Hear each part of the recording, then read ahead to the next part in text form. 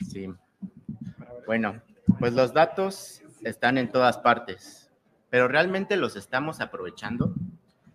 Durante mucho tiempo nosotros lidiamos con reportes lentos, descargas manuales y una fuerte dependencia hacia áreas generadoras de información.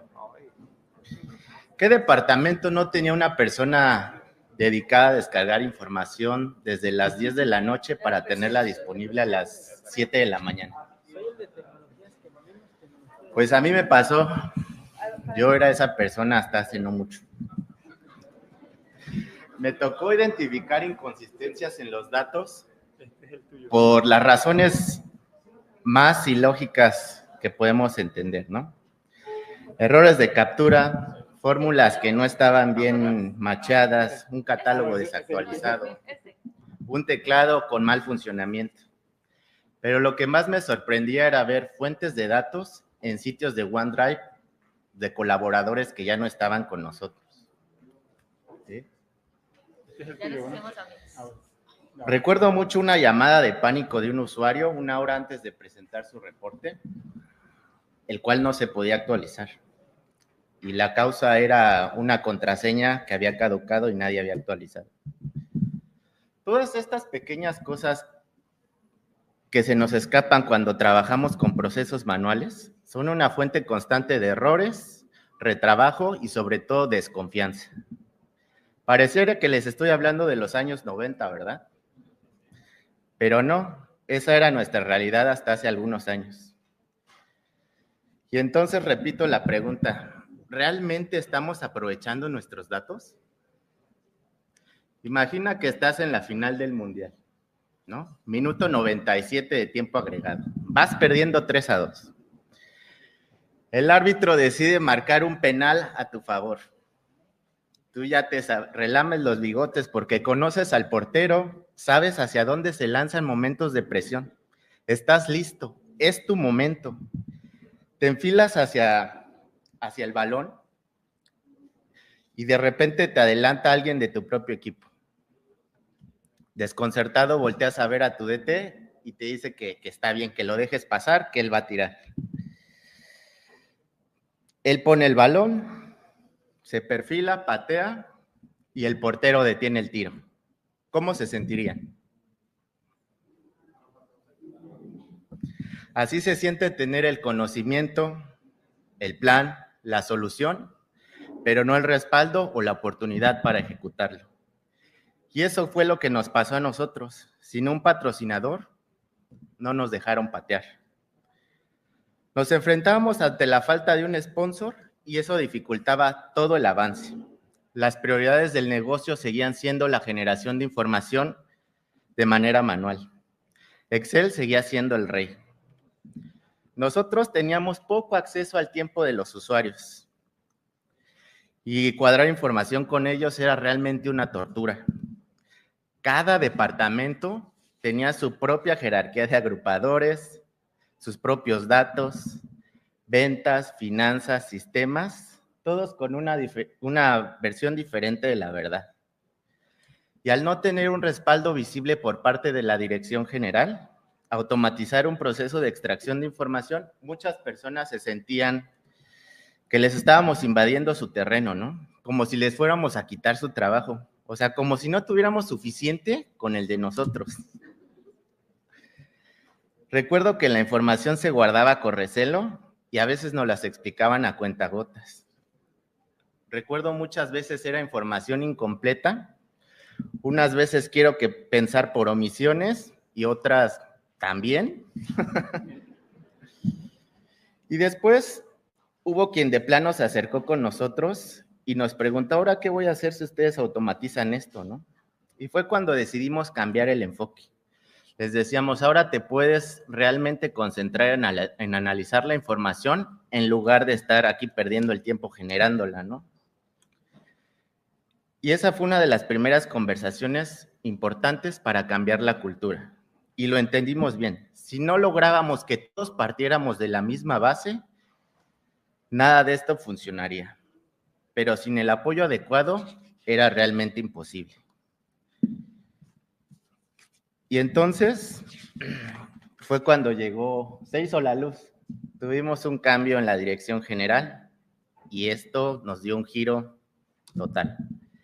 Lo primero que se hizo, se desacreditó la información proveniente de Excel y se estableció como regla de negocio trabajar únicamente con información proveniente del sistema.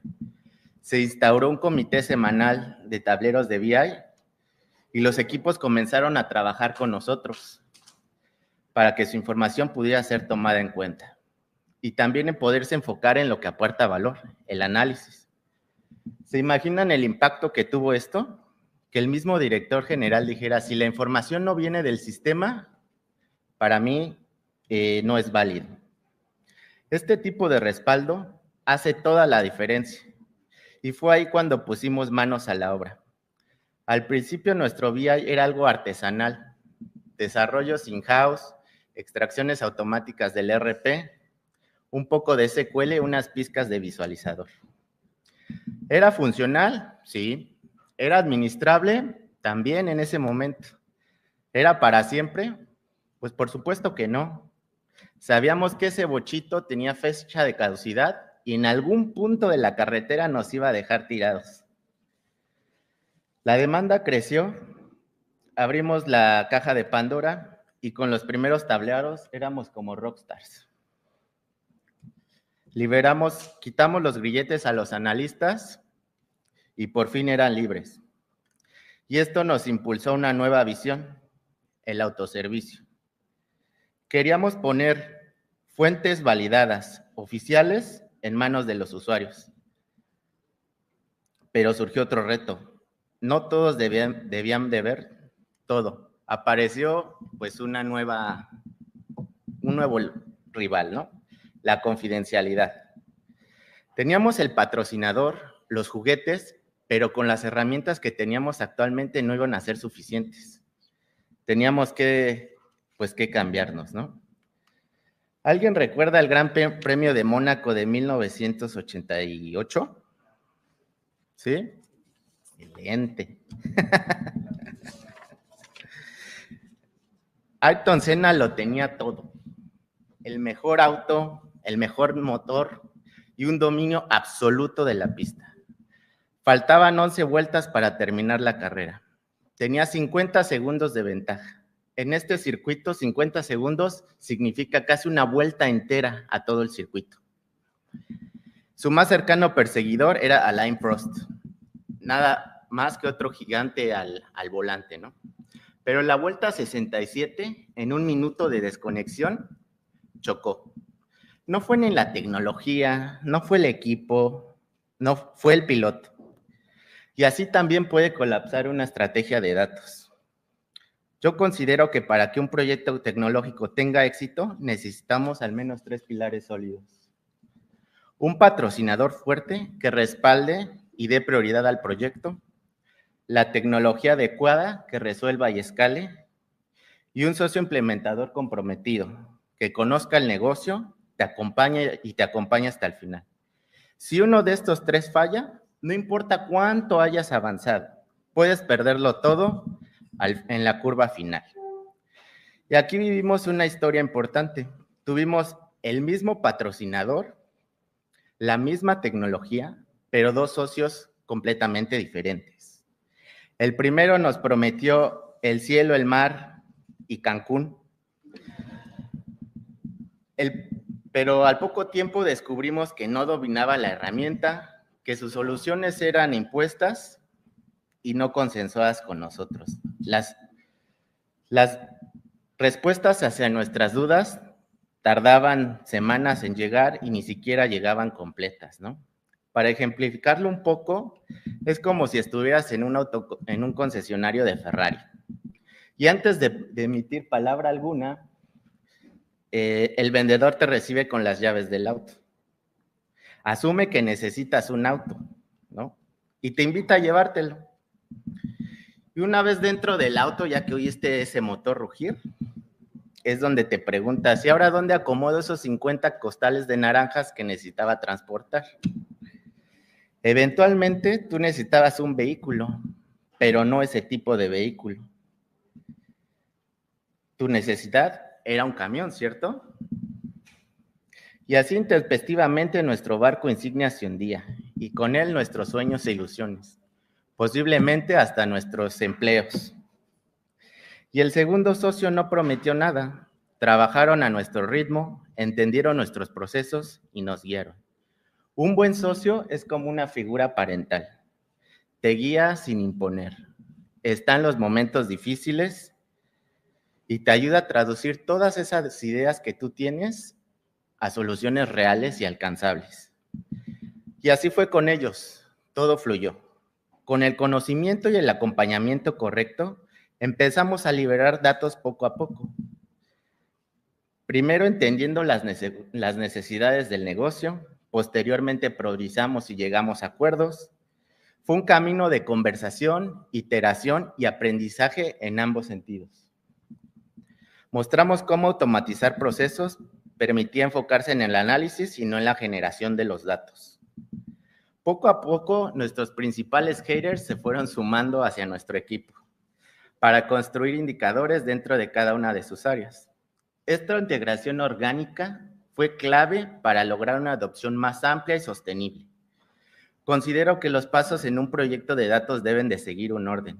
Es como hornear un pastel. No podemos comenzar por el decorado. Dice, primero necesitas la materia prima que son los datos, pero no hay una fórmula que se pueda sostener sin una materia prima de buena calidad, ¿no? Luego necesitas la receta, el método, la guía, lo que define el cómo, con qué, cuándo y quién, ¿no? Y los pasos en que se va a ejecutar. Luego mezclamos todos los ingredientes, el patrocinador, la tecnología y el socio implementador. Solo entonces lo podemos hornear, darle tiempo y seguimiento para que el proyecto madure. Y al final sí, decorarlo, mostrar los resultados, compartir los dashboards, liberar el autoservicio y celebrar los logros. Si alteramos el orden, si intentamos decorar antes de hornear, probablemente lo que obtengamos no sea un pastel, sino una gran calabaza. Y hoy considero que el autoservicio no es una funcionalidad, sino una filosofía, una nueva forma de trabajar, donde la información fluye, las áreas colaboran y la tecnología empodera. Este viaje no lo hicimos solos, lo hicimos con amigos, con socios y sobre todo con un cambio de mentalidad. Hoy, después de todos estos aprendizajes, puedo decir con certeza, el autoservicio no es un destino, es un camino. Un camino que comienza con liderazgo, se construye con tecnología, pero solo avanza con el socio correcto. Gracias.